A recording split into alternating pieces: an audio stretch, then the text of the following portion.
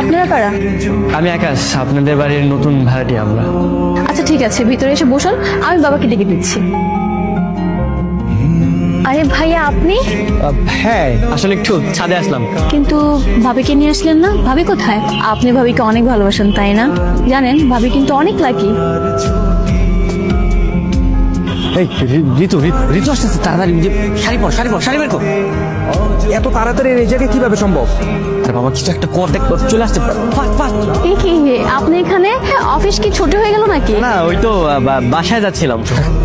কিন্তু ওনাকে চেনা চেনা মনে হচ্ছে। উনি তো একদম দেখতে ভাবির মতো। হ্যাঁ, ভাবির মতো হবে না কেন? ও তো আমার বউয়ের ছোট ভাই। ও আচ্ছা, তার মানে আপনার শালা। ঠিক আছে, আমি তাহলে আজকে যাই। ওকে, আমিও বাসায় যাচ্ছি, চলেন না আপনাকে নামিয়ে দিয়েছি। আমার তো বাইক আছে। উনি যাবে না? না না, ও যাবে না, ও বাসায় চলে যাবে। এই কফি দাও। আরে নে খা। আর শ্বশুর মশাইকে আমার একটা সালাম দেন, ঠিক আছে? কি হলো, বাইক থামালেন কেন? কোনো প্রবলেম হয়েছে? আপনাকে যে কিভাবে বলবো, আমি না একদমই মানসিক অশান্তিতে আছি। বাড়িতে একদমই শান্তিতে নেই। আমার জানা মতে তো ভাবি খুব ভালো একটা মেয়ে। ওরা আমাকে প্রথম থেকে একদম ঠকিয়েছে। কাজে আমাকে বলেছে অনেক সুন্দর মেয়ে, সুন্দর গান গাইতে পারে, নাচতে পারে, কিন্তু কিচ্ছু না। ওর মধ্যে কোনো গুণই নেই। ও আমাকে দিন রাত 24 ঘন্টা শুধু মারে। দেখুন, আপনি মন খারাপ করবেন না। কি করবেন বলেন? বিয়ে তো হয়ে গিয়েছে। তোমার মতো ভালো করে পেলে না, আমার জীবনটা ধন্য হয়ে যেত। কথায় আছে না যে ভালো ছেলেদের কপালে ভালো মেয়ে জোটে না, আবার ভালো মেয়েদের কপালে ভালো ছেলে জোটে না। আমাকে তো সবাই ভালোই বলে, এখন আমার কপালে কি আছে তা একমাত্র আল্লাহ ভালো জানে। আমার শুধু যাক, আমি দুধ দিয়ে গোসল করে তোমাকে বিয়ে করবো।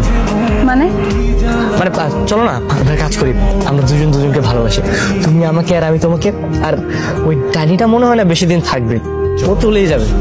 আপনার সাহস তো কম না। আপনার বউ থাকা সত্ত্বেও আপনি আমাকে পরকের অফার দিচ্ছেন। আপনাকে প্রস্তুত আমার ভুল হয়েছিল। আরে দাঁড়াও। আচ্ছা, আমরা এদিকে যাচ্ছি কেন? ভাবি কি এদিকে আসে? ওই দেখো তোমার ভাবি। ভাবি এত খারাপ?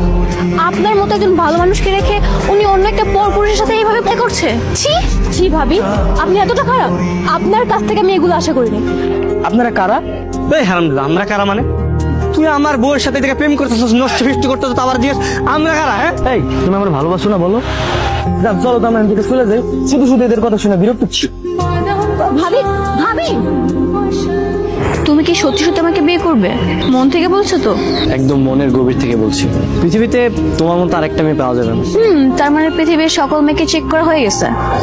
আসলে চেক করার কিছু নাই, তুমি যেরকম মেয়ে তোমাকে দেখলেই বোঝা যায়। তুমি আমার জন্য একদম পারফেক্ট। ঠিক আছে, তাহলে চলো তুমি আর আমি মিলে বাবাকে একটু বুঝিয়ে বলি। চল যাই আমরা।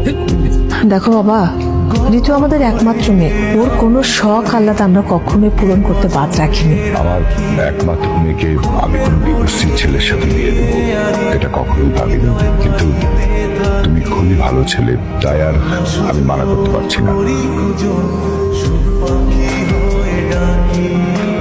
কি ব্যাপার, আজকে বাসর রাত্রে তোমার মন খারাপ কেন? আমি তোমাকে অনেক বড় একটা মিথ্যা বলেছি। তুমি সবকিছু শুনে আমাকে যা শাস্তি দিবে আমি তাই মাথা ব্যথা নেবো, কিন্তু প্লিজ তুমি আমাকে ছেড়ে যেও না। সিয়াম বের হো।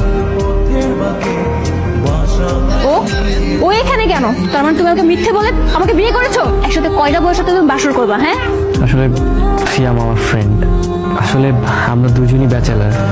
আমরা তোমাদের বাসায় রুম ভাড়া নিতে আসছিলাম, কিন্তু তোমাদের বাসাতে ব্যাচেলার অ্যালাউড ছিল না, যেই কারণে বাধ্য হয়ে আমাদেরকে আমার ওয়াইফ হিসেবে সাজিয়ে নিয়ে এসেছিলাম।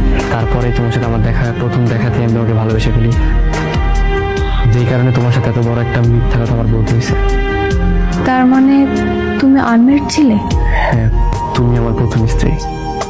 আসলে ভাবি, আমার বন্ধু প্রথম দেখাতে আপনাকে পছন্দ করেছিল, তবে আপনি মিথ্যা কথা পছন্দ করেন না বিদায় সে আপনাকে বলার সাহস করে। জীবনে প্রথম কোনো মিথ্যা কথা আমার এত ভালো লাগলো। আচ্ছা ভাবি, বন্ধু তোরা থাক।